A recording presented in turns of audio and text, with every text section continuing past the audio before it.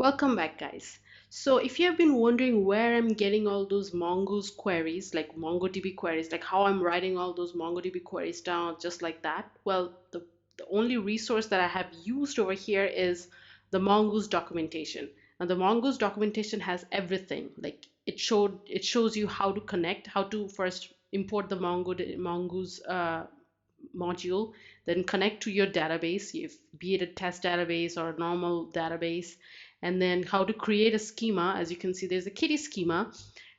How to expose the schema, compiling our schema into a model so that it becomes a collection, and then how to create an instance, of that object of that collection, and then saving it. As you can see, there's a save function, which basically is what how we created our post object in the create post endpoint. And then you could also query by any of the properties. We have title, we have body, so we could also query our post.find, query by the title. We could query by the property. And then as you can see in the example, they're querying by anything that starts with fluff, with they're using regular expressions. It's very versatile. I would say this is really like an awesome NoSQL database. And well, you've used MySQL, it's time you kind of shift to NoSQL and see how it goes. And with Node, the ORM, the Mongoose ORM is like amazing. I mean, that's the best combo ever. All right, less talking and more working. So let's create our get post endpoint, which is basically getting a single post by ID. So we have a request and a response. And yeah, so we basically post dot find just by the ID. So you find by the ID and you have a request dot params dot ID. You have a callback function. Like after you get the post, what do? You have either an error or the post object returned to you successfully. So you have the post object returned to you successfully. So if you have an error, send me the error.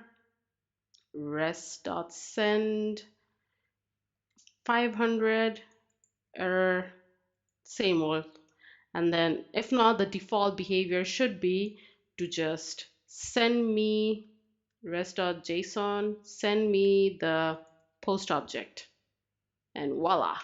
So you expose that endpoint, the function, get post, then you have a route, create a route for it. So basically we have two routes, one for creating, one for getting all the posts. Now, how are we getting the param passed into our function? So basically what we do is we create a route that would be get post, first of all, and that would pass us the ID.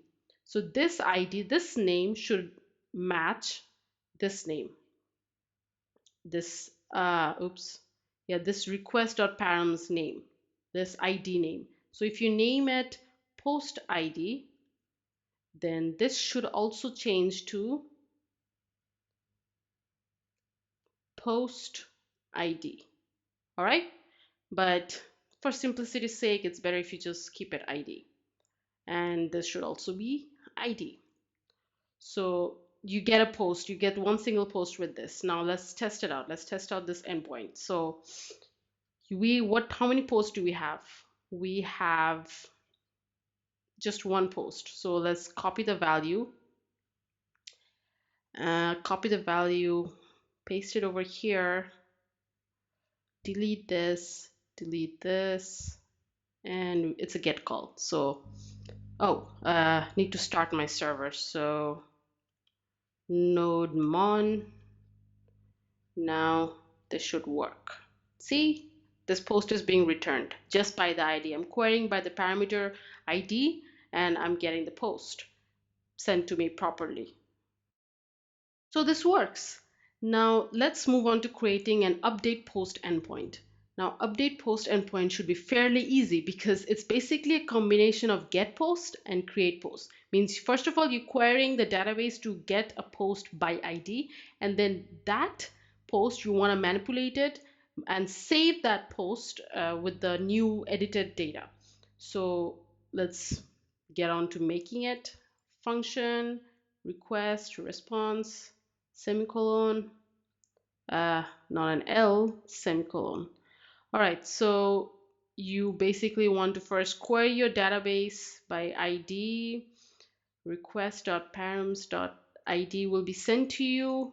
Function error or the post. You either get the error or the post. So you wanna, if you have an error, handle it, send it to me, or else, yeah, or else now comes the main part, like the actual part, what we're about to do. So basically you have to check whatever is there in your request.body. So if your request.body.title, if your request.body has the title, then the post.title should be the new request.body.title.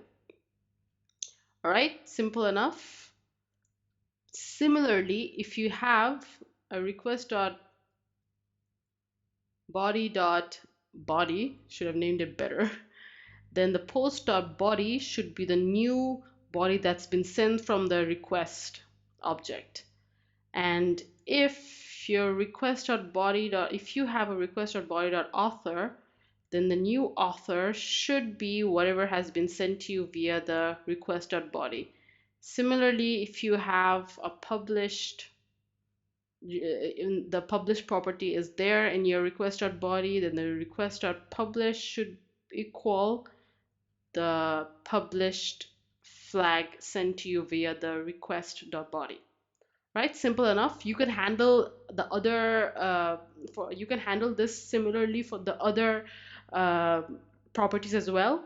I'm just showing you the four properties that's just that I remember. All right, so then after you're done saving the object in saving the object property with the new data, you're gonna save it, and then you have a callback function which would basically, after saving, should send you the what. Of course, you have to first handle the error. So rest.send error. So send me the error. If not, you basically get the new edited object. So rest.json 200. Oh, I keep forgetting. So 500 and so 200, and send me the post object. All right, now the next step is to, of course, expose this endpoint, and then register it over in the routes folder. So since this is an update endpoint, so I want to basically, since I'm querying by ID anyway, I want to keep it the same as this. Like the URL structure will be the same, but the verb will be different. The put protocol of the HTTP protocol, the put verb basically just overwrites whatever you have, or whatever you have in your request body. It overwrites whatever you have in your database with the new uh, parameters, the new body, request body that's been sent to you. And this should be update post. So let's test it out in here. So it will be the same, except that this will be a put call, and you want to change the title to let's see. You want to change it to let's see. Not the body, not the title. You want to change the body from lorem ipsum dior to let's see. Now let's check it out. See, as you can see, the body has been updated to let's see, because that's what we have sent. Now let's try with another. Let's change the published flag to true, and it works. So the published flag has been successfully changed to true. So we are done with two of these critical endpoints.